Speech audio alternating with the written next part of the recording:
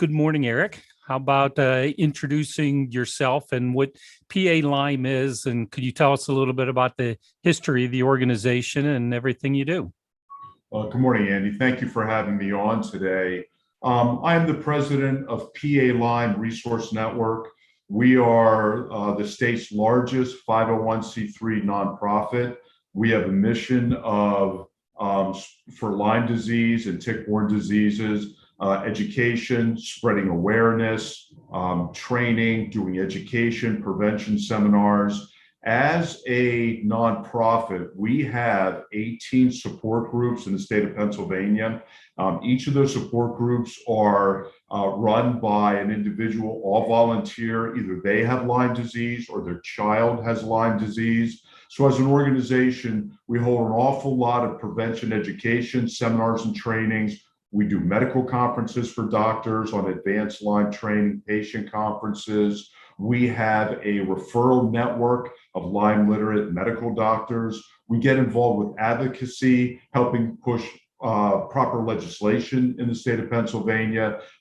As an organization, we're busy. We have a small staff and we get an awful lot done. Well, with all that, it sounds like you're very busy. So, could you explain a little bit about really what is Lyme disease? I mean, I hear so many different stories and people thinking it's this. There's a lot of confusion. So, from the expert, what is Lyme disease? Well, technically, Lyme disease is a bacteria. It's a Borrelia. There are 300 species globally of Borrelia. Lyme disease is one species. Here in America, there's probably about 100 identified species. It was identified in the 70s, and it is called Borrelia burgdorferi, which is the name of the individual that isolated and identified the species. So it is a vector-borne illness. It is largely transmitted by ticks. There are studies of transmission from mother to child congenitally. There are anecdotal stories of transmission, sexual transmission. I don't believe there are any transmission studies to corroborate that, but there's a lot of individuals within the community that believe that that is the case.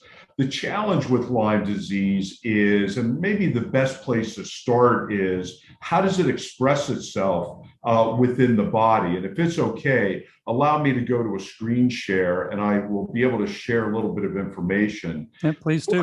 That it's important to know that the information that I'm presenting is really informational purposes only today. It's not legal advice. It's not medical advice. It's not specific advice for treatment. It really is designed to be able to provide information to help individuals be educated, to go to their healthcare practitioner for treatment or questions, that sort of thing. So in terms of Lyme disease, the presentation of Lyme disease, it will show itself early if somebody has the disease of showing up in either the form of a headache, it could be muscle soreness, flu-like symptoms. Oftentimes there is a bullseye rash that's associated. That is approximately only 50% of the time. If you see a bullseye rash, that is proof positive that Lyme disease has been transmitted to you, but only 50% of the people remember getting bit by a tick. 50% of the people remember ever seeing a bullseye rash. So you might have these symptoms, weakness, chills. If it's in the summertime, it might feel like a flu. The challenge with Lyme disease, it waxes and wanes. It could be a headache one day. It could be muscle aches the next day. It could be heart arrhythmia the following day. So the early symptoms are exactly that, and that's how it presents itself. As Lyme disease progresses, it will then start disseminating through the body, and it will take the form and start appearing to be like arthritis, fatigue, cognitive neuro problems, psychiatric types of problems. It can be cardiac types of problems, heart irregularity, nerve complications.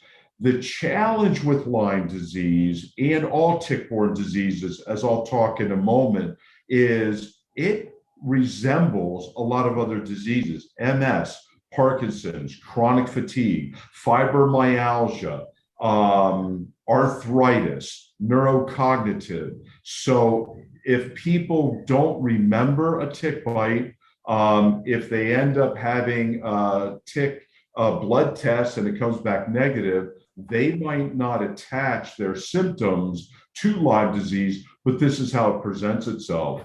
One last thing that I would like to offer is that it's more than just Lyme. In the state of Pennsylvania, Lyme disease is in all 67 counties in Pennsylvania, but ticks carry Babesia, Bartonella, Anaplasmosis, Ehrlichia. They carry Rocky Mountain spotted fever. So it is not unusual for someone to start exhibiting a lot of what appears to be Lyme-related type symptoms, but they might not have Lyme. They might have any of the other 10, 11 co-infections that are spread throughout the state of Pennsylvania. Well, with that and the prevalence of Lyme disease in all of the United States, you're saying, what is the impact to these individual states, but more importantly to us here in Pennsylvania? What is the impact to us? The impact is pretty severe. And as a broad scope, Lyme disease is in 80 countries in the world. For Pennsylvania, Pennsylvania's been the #1 state for 7 years in a row for new cases of Lyme disease, per the CDC. It's in every county in Pennsylvania. The last reporting period, which might be 2019, although I'm not sure of that exactly, in America, per the CDC, 476,000 cases that year. Pennsylvania's share of that was approximately 100,000 cases that year. Children represent about 25% of those cases. So in that year, for Lyme disease only, about 25,000 children, it amounts to about 81 kids a day. Here's the real problem and ongoing future tragedy, that about 30% will have ongoing, long-term, some would say chronic symptoms forever, some would say persistent, ongoing, post short-term treatment symptoms. So it's not a matter of once you have it, you're done with it. It can show up for symptoms for quite a while thereafter. Well, with such huge numbers, and it's in so much of the news anymore, why is it still so controversial? It's kind of difficult to understand. If you're a Lyme patient and you start to understand the interworkings, the bureaucratic underpinnings of what Lyme is and what it's not, there are two guidelines.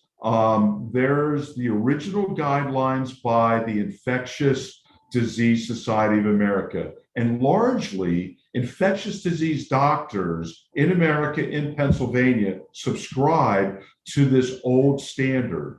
And the old standard was that Lyme disease, relatively difficult to get, Lyme disease, relatively easy to cure, that if you take 2 to 3 weeks of antibiotics, then you're done. Yes, you might have symptoms after it, but it's no longer Lyme.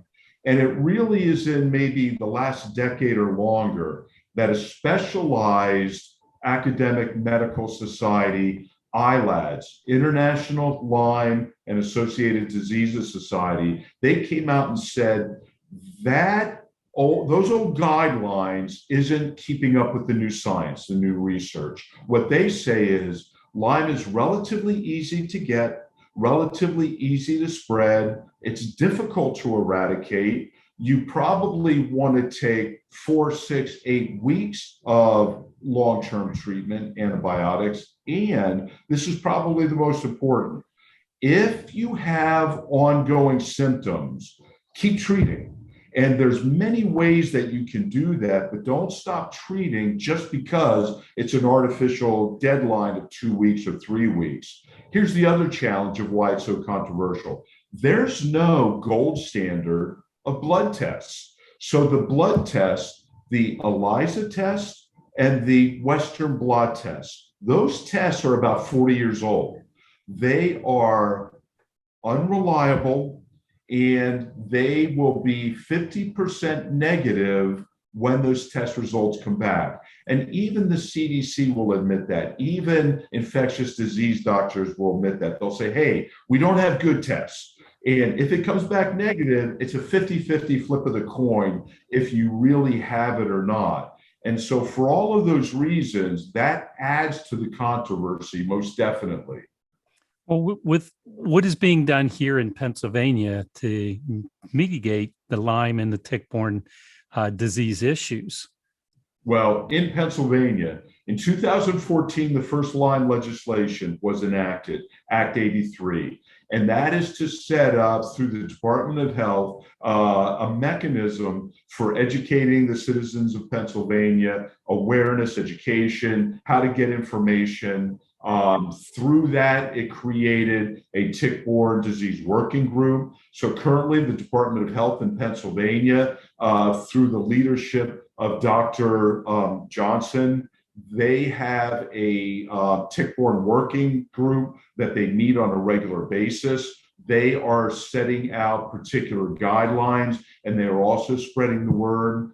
I do know that within the state of Pennsylvania, ticklab.org is an entity out of East Stroudsburg University. And that's an important thing to remember, ticklab.org. That's how you get them on their website. But if you suspect, or if you remove a tick from yourself and you want to find out, I wonder if this tick is carrying any co-infections or Lyme, you can send it to ticklab.org. They will do a tick test free of charge and send it back to you, the results back to you, which will help you if you start becoming symptomatic as a patient. It'll help you to match if the tick was carrying it and perhaps the symptoms that you have. So here in the state of Pennsylvania, there is a lot of work, but there's a lot more to do. We just had a hearing on Tuesday. The Senate Health and Human Services Committee had a hearing, and there was wide agreement that it's time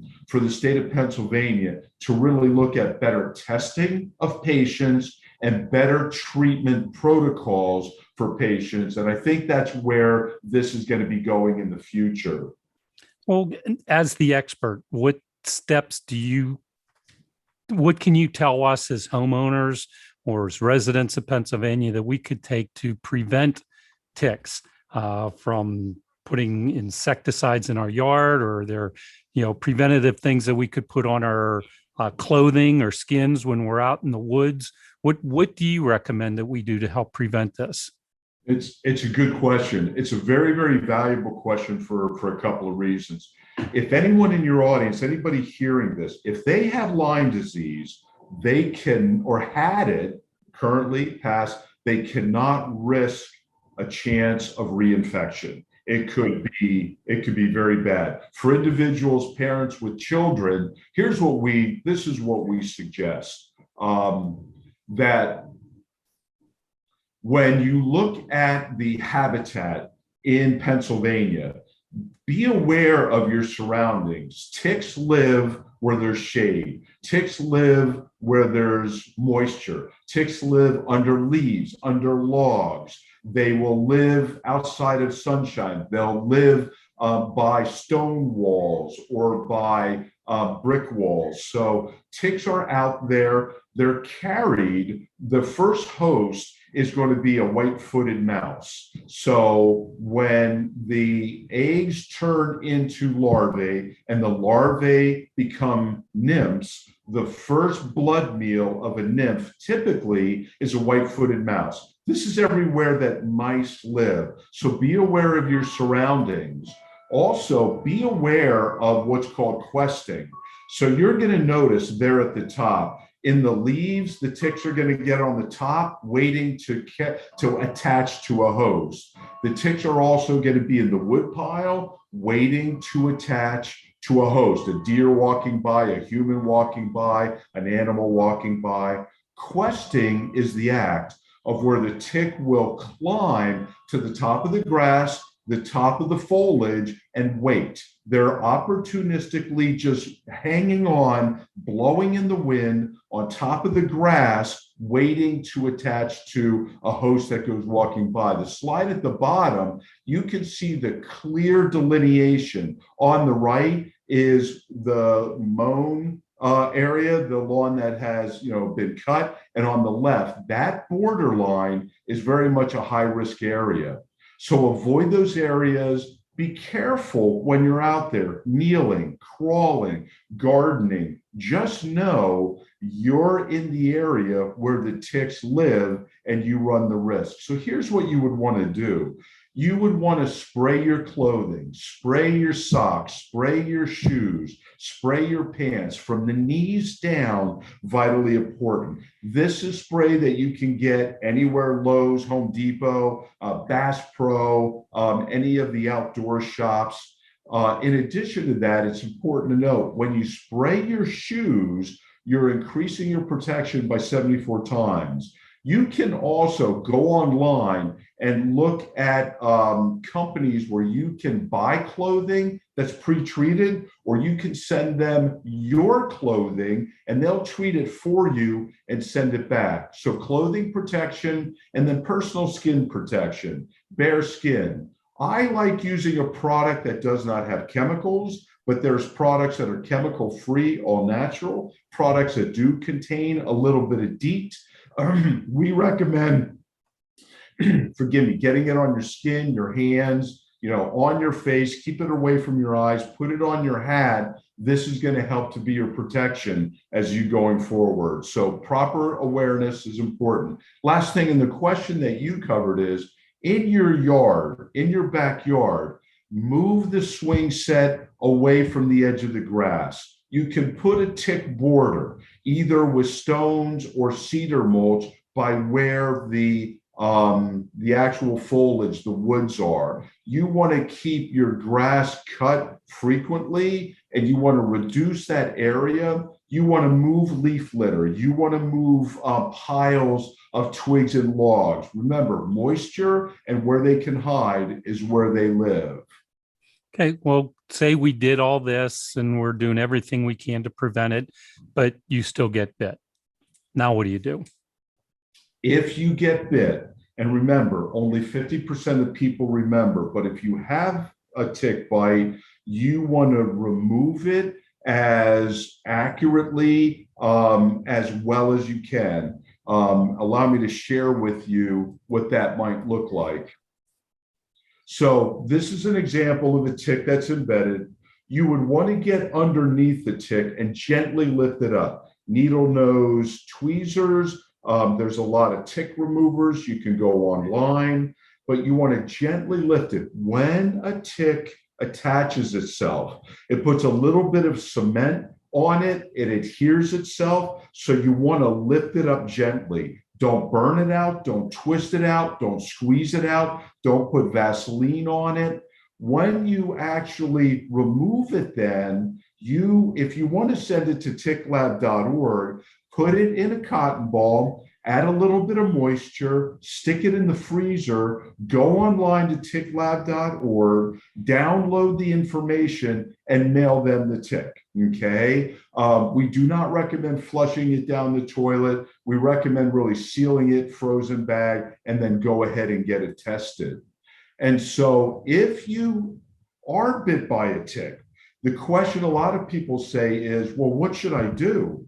I suggest you do this. You go find a Lyme literate medical doctor. You can go to palyme.org. You can do referral at palyme.org, and we will be able to provide you a list of Lyme literate doctors.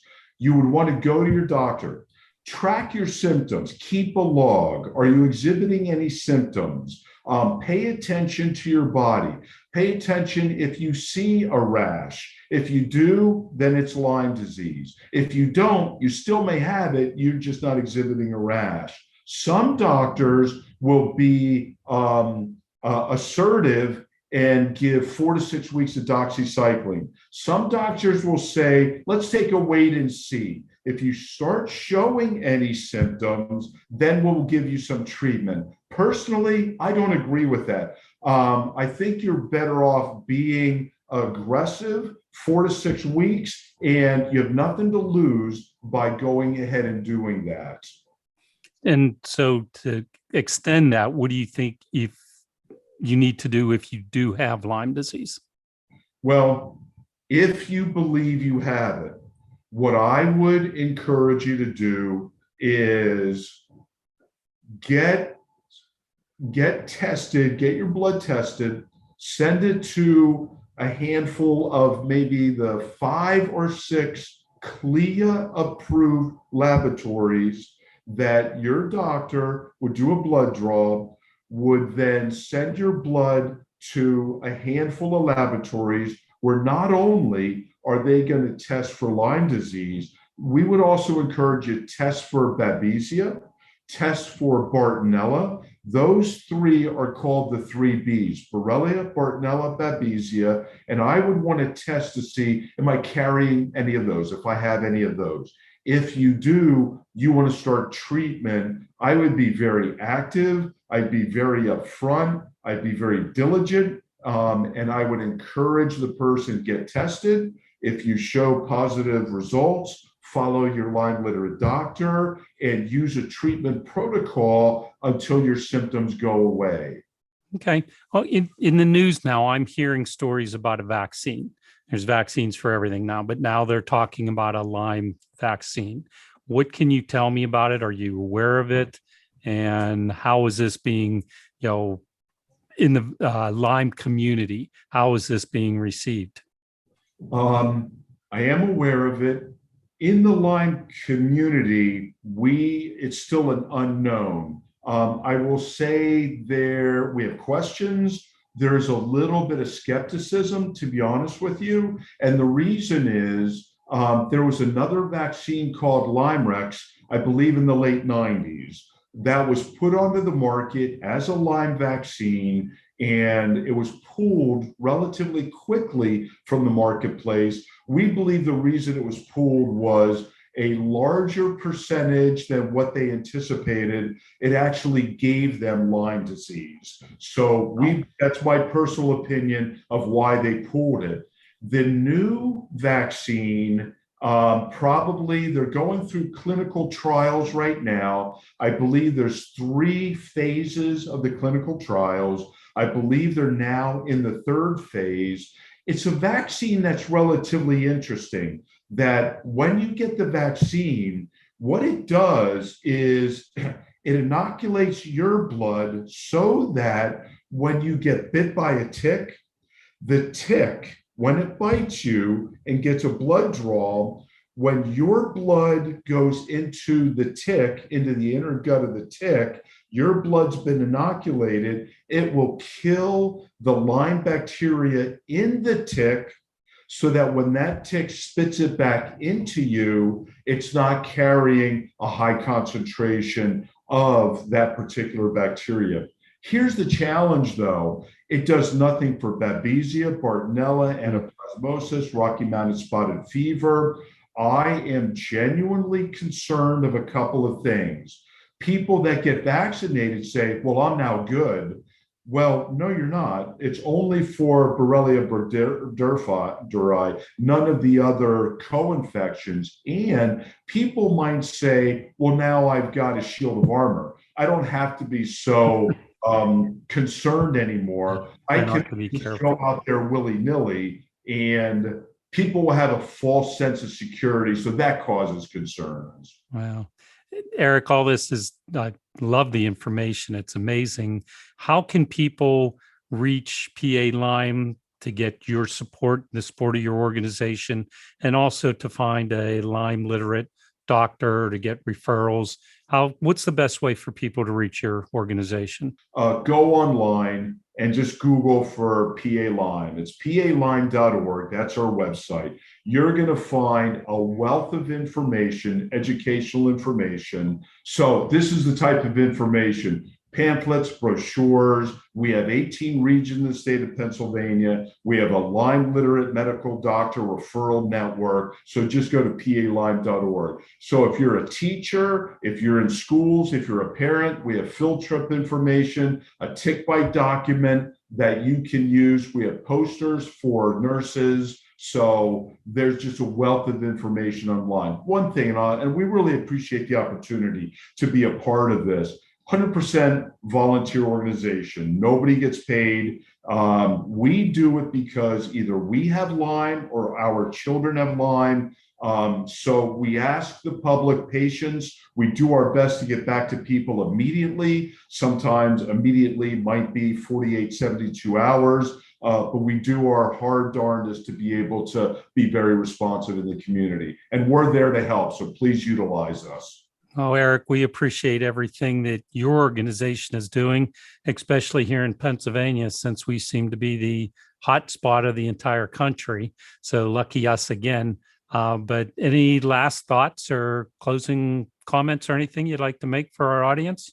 Well, I think the only thing, two thoughts come to mind is I believe it's going to get worse. I don't know where you grew up, but when we were kids, and we didn't have this problem, and we see that, we believe that it's going to continue to get worse. Knowing that, prevention is everything. So it only takes 1 minute before you go gardening in your backyard or out to the soccer field or hiking or camping in the field. It only takes 1 minute to protect your body and to protect your clothing. And prevention like that, 1 minute, can really counteract a lifetime of misery. So prevention is everything. Please do that. Oh, it's a great thought, great comments on it. And Eric, thank you for taking the time to share this with our viewers. So I appreciate personally learning as much as I have today with this. And I'm sure the information is going to be handy for a lot of people. So thank you for taking the time. Yeah, it's our pleasure. Thanks for the opportunity again. We appreciate it. All right. Thanks again, Eric. Thank you.